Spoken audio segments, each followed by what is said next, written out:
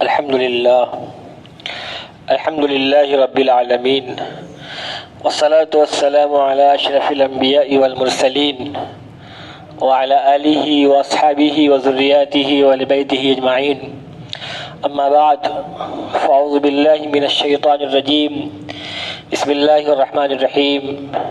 يا عبادي لا خوف عليكم اليوم ولا أنتم تحزنون الذين آمنوا بآياتنا وكانوا مسلمين ادخلوا الجنة أنتم وأزواجكم تحبرون يطاف عليهم بصحاف من ذهب وأكواب وفيها ما تشتهيه الأنفس وتلذ الأعين وأنتم فيها خالدون. صدق الله العظيم وصدق رسوله النبي الأمين الكريم ونحن على ذلك لمن الشاهدين والشاكرين والحمد للہ رب العالمین. عزیزان ملت اسلامیہ، یہ جو مہینہ چل رہا ہے شعبان المعظم کا مہینہ، اس کے بعد جو مہینہ آنے والا ہے وہ رمضان المبارک کا مہینہ آنے والا ہے، اور رمضان کے لیے نبی پاک صلی اللہ علیہ وسلم نے یہ دعا فرمایا تھا، رجب میں ہی فرمایا اللہم بارک لنا فی رجب و شعبان، کہ اے اللہ ہمارے رجب اور شعبان کے مہینے میں برکت عطا فرما، وبلغنا رمضان، اور ہمیں رمضان عطا فرما، ہمیں رمضان تک پہنچا. رمضان جس کو ملے وہ بہت خوش قسمت ہے. اس کی زندگی میں جتنے رمضان مل جائیں اتنا ہی زیادہ وہ خوش نصیب ہے اگر وہ زیادہ سے زیادہ عبادت کر لیتا ہے. آپ دیکھیں بہت سارے لوگ جو پچھلے سال رمضان میں ہمارے ساتھ تھے، اسی مسجد میں عبادت کیا کرتے تھے، اسی مسجد میں نماز پڑھا کرتے تھے، وہ ہمارے درمیان اس سال نہیں ہے. اور نہ جانے اگلے سال ہم میں سے کس کو رمضان نصیب ہو، یا اس سال کس کو نصیب ہو کون جانتا ہے. نہیں معلوم کس کو رمضان نصیب ہو، کس کو رمضان نصیب نہ ہو. تو نبی پاک صلی اللہ علیہ وسلم کی یہ دعا ہوا کرتی تھی کہ اللہ تعالی ہمیں رجب اور شعبان میں برکت عطا فرما اور رمضان تک ہمیں پہنچا. معلوم کیا ہوا کہ رمضان بہت ہی زیادہ نیکیوں کا ایک گریٹ آفر کا وقت ہے. جس طرح کمپنیاں الگ الگ آفر دیتی ہیں الگ الگ تہواروں کے موقع پہ کہ اس وقت اتنا % ڈسکاؤنٹ چل رہا ہے، اتنا گریٹ آفر چل رہا ہے، یہ سامان آپ کو اتنے سستے مل جائے گا. اسی طرح مسلمانوں کے لیے رمضان ہے، شب قدر ہے، شب برات ہے، جمعے کا دن ہے، جمعے کی رات ہے. اس طرح کی جو دن ہے یہ ایام نیکیوں کے آفر کا دن ہے. تھوڑی نیکی کریں گے ثواب زیادہ ملے گا، نیکی کم ثواب زیادہ ملنے والا ہے. اور ان نیکیوں کا اندازہ ابھی یہاں نہیں ہونے والا ہے. ان نیکیوں کا اندازہ کب ہوگا؟ جب ہماری آنکھ بند ہو جائے گی تب ہمیں نیکیوں کا اندازہ ہو کہ نیکیاں ہماری کتنی زیادہ ہو گئی. وہ ایک مثال دی گئی نا کہ چند لوگ ایک قافلے کے ساتھ ایک اندھیری سرنگ سے سفر کر رہے تھے، اور ان کے پیروں میں کچھ کنکریاں دھسنے لگیں. تو ان لوگوں نے اس خیال سے کنکریوں کو اٹھا لیا کہ ایسا نہ ہو کہ ہمارے بعد جو آئیں تو ان کے پیروں میں یہ کنکریاں چبھ جائیں. ایک نیک کام بھی ہے، اسلام کا یہ حکم ہے کہ رستے سے تکلیف دہ چیز کا ہٹانا صدقہ ہے، یہ حدیث پاک میں آتا ہے. تو کنکریوں کو انہوں نے اس نیت سے اٹھا کے جیب میں رکھ لیا کہ آنے والے لوگوں کو تکلیف نہ ہو. کچھ لوگوں نے زیادہ اٹھایا، کچھ لوگوں نے کم اٹھایا. جب باہر نکلے، آگے بڑھ گئے، جب روشنی میں آئے، جب اس کو نکال کے پھینکنا چاہا تو دیکھا کہ وہ کنکریاں نہیں ہیں، وہ تو بڑی ہی قیمتی موتی ہے. تو اب جنہوں نے زیادہ اٹھایا تھا انہیں تو بہت زیادہ خوشی ہوئی، جنہوں نے کم اٹھایا تھا انہیں یہ افسوس ہوا کہ اے کاش تھوڑا زیادہ اٹھا لیتے تو اور موتی زیادہ مل جاتے. اور جنہوں نے ایک بھی نہ اٹھایا تو انہیں بڑا افسوس ہوا کہ اے کاش ہم بھی اٹھا لیتے. تو یہی مثال اس دنیا میں نیکیوں کی ہے. ہم جو یہ نمازیں پڑھ رہے ہیں، تلاوت کر رہے ہیں، ذکر و اذکار کر رہے ہیں، صدقات و خیرات کر رہے ہیں، یہ تمام کی تمام نیکیاں ہمارے بینک میں، یعنی ہمارے اسلامی بینک میں جمع ہو رہے ہیں، اللہ تعالیٰ کے پاس سب جمع ہو رہے ہیں. اور جب آنکھ بند ہو جائے گی پھر ان نیکیوں کا اندازہ ہوگا کہ ہم نے کتنی زیادہ نیکیاں اکٹھا کر لیا. ابھی احساس ہی نہیں اس کا ہے. اس وقت احساس ہوگا کہ کاش تھوڑی نیکی اور کر لیتے نا ہم. جس طرح سے کنکریاں جنہوں نے کم اٹھائی تھی ان کے ذہن میں یہ افسوس ہوا، ان کو یہ خیال آیا کہ کاش تھوڑا اور اٹھا لیتے. تو جنہوں نے نیکیاں کیا کم کیا انہیں بھی افسوس ہوگا کہ کاش تھوڑی نیکی اور کر لیتے، اور جو بالکل نہیں کیے انہیں بہت افسوس ہوگا. اور ایسا عالم جہاں ایک نیکی دینے کوئی تیار بھی تو نہیں ہوگا، جس کو قرآن یہ کہہ رہا ہے یوم یفر المرء من اخیہ وامہ وابیہ وصاحبتہ وبنیہ، کہ جس دن حشر کا میدان ہوگا انسان بھاگے گا اپنے بھائی سے، سگے بھائی سے بھاگے گا، اپنی ماں سے بھاگے گا، اپنے باپ سے بھاگے گا، اپنے بیوی سے بھاگے گا، اپنی اولاد سے بھاگے گا. ایک نیکی کوئی کسی کو دینا نہیں چاہے گا. ایسا دن ہوگا. ان دنوں میں اگر ہم ان دنوں کی قدر کر لیں، ان ایام کی قدر کر لیں اور نیکیوں کو اکٹھا کر لیں تو اس دن یہ نیکیاں بڑی کام آئیں گی. اور زندگی کا کیا بھروسہ ہے؟ کوئی جانتا ہے کہ کب کیا ہو جائے؟ کیا بھروسہ؟ آپ تو دنیا دیکھ رہے ہیں نا، خبریں پڑھ رہے ہیں، رشتہ داروں میں، دوستوں میں کتنے لوگ جا رہے ہیں، اچانک سے موتیں ہو جا رہی ہیں، کوئی جان بھی نہیں پا رہا ہے. ایسا مت تصور کوئی کرے کہ ہم آرام سے بیٹھیں گے، نہا دھو کر کے خوشبو لگا کر کے 2 رکعت نماز پڑھ لیں گے، اس کے بعد بیٹھیں گے کہ ہاں اب موت آ رہی ہے، اللہ مجھے معاف کر دے اور اس کی موت آ جائے. ایسا ضروری نہیں ہے، ہر ایک کے ساتھ ایسا نہیں ہوتا ہے. موت تو اچانک سے آئے گی، اچانک موت آ جائے گی، انسان کو سب کچھ چھوڑ کے جانا پڑ جائے گا. ابھی چند دن کی تو بات ہے نا، اسی آپ کے غازی پور بنارس کی بس جو آ رہی تھی چوکا گھاٹ کے پاس سے، پولیس لائن پہنچی. ابھی بس کون سی بس تھی؟ وہ بھوت ناتھ بس تھی نا.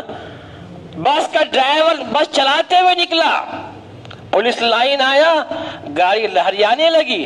لوگوں نے کیا ہوا، گاڑی کیوں لہریا رہی ہے؟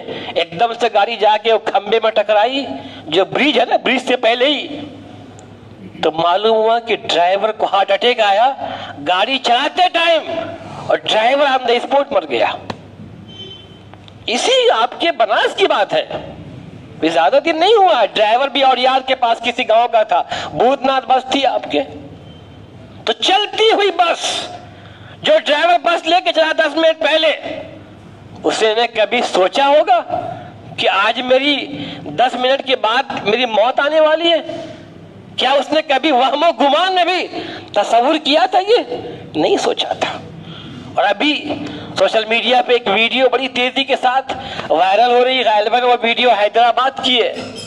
ایک شادی کی تقریب ہے، شادی کی رسم ہو رہی ہے، دلہا بیٹھا ہوا ہے، ایک بہترین خوشی کا ماحول بنا ہوا ہے، ہلدی کی رسم ہو رہی ہے، دلہے کو ہلدی لگائی جا رہی ہے. کوئی رشتہ دار ہے، واللہ عالم کون ہے، وہ ہلدی لگانے کے لیے بیٹھا ابھی ہے، تھوڑی ہلدی پیر میں لگا رہا ابھی، پھر ہلدی اٹھا رہا ہے، ایک دم سے گرا، 1 منٹ سے بھی کم لگا، اس کا انتقال ہو گیا. 17 سے 24 سیکنڈ کے اندر میں وہ بندہ مر گیا. بہت سے لوگوں نے دیکھا ہوگا ویڈیو، نہ ہو تو دیکھ لیجئے گا آپ. تو ایک انسان جو شریک تھا خوشی میں، شادی کا ماحول بنا ہوا تھا، اچانک سے اتنا بڑا حادثہ ہو گیا. کوئی جان رہا ہے کب ایسا ہو سکتا ہے؟ ہم کیا اس بات کی گارنٹی لیے ہوئے کہ ہم اگلے جمعے کو یہاں آ پائیں گے؟ اگلے جمعے کو کیا ابھی کی کوئی گارنٹی ہے میرے ساتھ؟ کوئی نہیں جانتا. تو چالاک انسان وہ ہے جو ہر وقت تیار رہے کہ اللہ جس دن ہماری موت آئے وہ ہماری زندگی کا سب سے بہترین دن ہو. اللہ تو راضی ہو، تیرے حبیب راضی ہو، مجھے ایسی موت عطا فرما کہ کسی کا کوئی حق باقی نہ ہو، ہم پر کسی کا کوئی حق نہ ہو۔ اے اللہ توبہ کر کے موت عطا فرما، ایسی موت عطا فرما کہ جس دن میری موت آئے تو مجھ سے راضی ہو جائے، میں توبہ کر کے مروں، اچانک موت نہ آ جائے۔ کوئی وصیت انسان چاہے تو وصیت کر سکے، اللہ ایسی بہترین موت عطا فرمائے۔ جمعے کی رات کو موت آ جائے، یا جمعے کے دن کو موت آ جائے، یا رمضان المبارک میں موت آ جائے، جس کے بارے میں حدیث پاک میں آتا ہے کہ جمعے کے دن کو یا جمعے کی رات کو جس کا انتقال ہوتا ہے، یا رمضان میں جس کا انتقال ہوتا ہے، اللہ اس کو قبر کا عذاب نہیں دیتا۔ اور علماء نے لکھا ہے کہ جب اللہ تعالیٰ نے ایک بار قبر کا عذاب نہیں دیا تو اب ایسا نہیں کہ رمضان گزرنے کے بعد عذاب دیا جائے گا، نہیں، جب ایک بار اللہ نے عذاب ٹال دیا تو اب قیامت تک اس کو عذاب نہیں ہوگا، بلکہ یہاں تک لکھا ہے کہ اب اللہ کی ذات سے یہ قوی امید ہے کہ حشر کے میدان میں بھی اس کو عذاب نہیں ہوگا۔ بہت سارے لوگ دیکھنے میں لگتا ہے کہ بڑے گناہگار ہیں، بڑے گناہگار ہیں، خطا کار ہیں، ایمان شرط ہے، مسلمان ہونا شرط ہے، لیکن ان کی موت جمعے کی رات کو آ جاتی ہے۔ جمعے کی رات مطلب جمعرات کو مغرب سے لے کر کے پورا جمعے کا دن، تو جمعے کی رات کو آ جاتی ہے، یا جمعے کے دن میں آ جاتی ہے، یا رمضان میں آتی ہے۔ خوش نصیب ہیں ایسے لوگ جن کی موت ایسی آتی ہے، ایسے لوگ قبر کے عذاب سے بچ گئے۔ اور حضرت عثمان غنی نے فرمایا ہے کہ جو بندہ قبر کے عذاب سے بچ گیا اس کے آگے کے مرحلے بھی آسان ہوں گے، کیونکہ آتا ہے کہ قبر آخرت کی منزلوں میں پہلی منزل ہے، جس کے لیے یہ منزل آسان ہو گئی تو بعد کی منزلیں بھی آسان ہوگی۔ اس لیے تیاری کی جائے، رمضان کی تیاری کی جائے، اور رمضان کے صرف تیاری نہیں، نمازی صرف رمضان کے نہ بنے، نمازی رمضانی نہ بنے، رمضان کے نہیں، نمازی پورے سال کے بنے۔ یہ نہیں کہ صرف رمضان میں نماز پڑھ لیا ختم کام، نہیں، نماز تا زندگی پڑھی جائے۔ یہ نہیں کہ بس جمعے نماز پڑھ لیا جائے، نہیں، توبہ کر لیجئے، اب بھی وقت ہے، کوئی جانتا نہیں کہ زندگی کب نکل جائے۔ یہ مت کوئی سوچے ابھی میں 20 سال کا ہوں، ابھی تو میں 40 سال کا ہوں، ابھی کہاں موت ہے، ایسا کچھ نہیں ہے۔ کیا بچہ، کیا بوڑھا، کیا جوان، سب جا رہے ہیں آگاہ اپنی موت سے، کوئی بشر نہیں۔ سامان 100 برس کا ہے، پل کی خبر نہیں، ایک لمحے کی بھی خبر نہیں ہے، ایک پل کی بھی خبر نہیں ہے، سب کچھ چھوڑ کے جانا ہوگا، ملک الموت ایک دم سے آئیں گے۔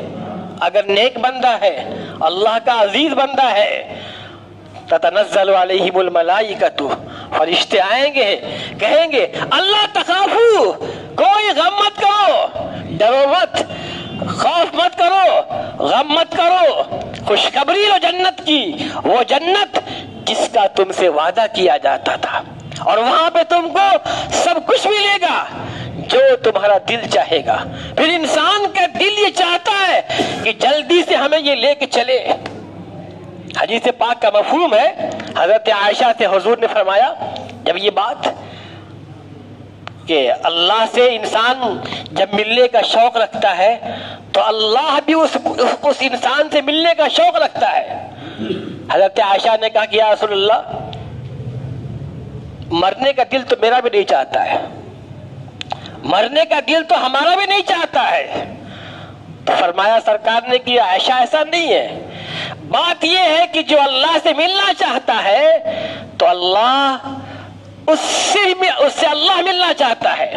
پھر ہوتا یہ ہے کہ انسان کو جو مرنے کے بعد کی جو چیزیں ہیں، جنت میں جو اس کو مقام ملنے والا ہے، جو وہاں اللہ کی خوشنودی ملنے والی ہے، وہ سب اسے بتایا جاتا ہے، سب اسے دکھایا جاتا ہے، تو بندہ خوش ہو جاتا ہے، چاہتا ہے کہ جلدی سے ہم وہاں چلیں۔ یہ مفہوم ہے حدیث پاک کا۔ تو انسان جب وہاں اس کی جب ملک الموت آ جائیں گے، نیک انسان ہوگا تو دنیا سے اسے کوئی محبت نہیں ہوگی، وہ جلدی جانا چاہے گا اللہ کے پاس، خدا کے پاس جلدی جانا چاہے گا۔ اس لیے تیاری کی جائے، توبہ کیا جائے عاجزی سے کہ اللہ اب جو نمازیں قضا ہو گئی، اب نمازیں نہیں چھوڑیں گے، اب ہم لگاتار نماز پڑھیں گے، صرف جمعے میں نہیں آئیں گے، اور ایسا بھی نہیں کہ جمعے میں آ کے بس 2 رکعت پڑھ کے چلے گئے، ایسا نہیں ہے، 2 رکعت کے بعد بھی نماز ہے، سنت ہے، ان تمام چیزوں کو پڑھنا ہے، اور پورے ہفتے پورے سال نماز پڑھنا ہے۔ یہ توبہ کیا جائے خدا کے ساتھ۔ توبہ کے لیے شرط یہ ہے کہ توبہ کرے کہ آئندہ یہ گناہ نہیں کریں گے، دل میں یہ خیال ہو اللہ توبہ، اور پھر نماز نہیں پڑھا، دل میں یہ بھی خیال نہیں۔ توبہ قبولیت کی شرط یہ ہے کہ انسان پہلے یہ نیت کرے کہ ہم یہ کام دوبارہ نہیں کریں گے، تب توبہ قبول ہوگی۔ تو رمضان آنے والا ہے، تیاری کی جائے، اللہ سے دعا کیا جائے کہ اللہ ہمیں رمضان عطا فرما، اور رمضان میں عبادت کرنے کی خوب توفیق عطا فرما۔ وآخر دعوانا ان الحمد للہ رب العالمین۔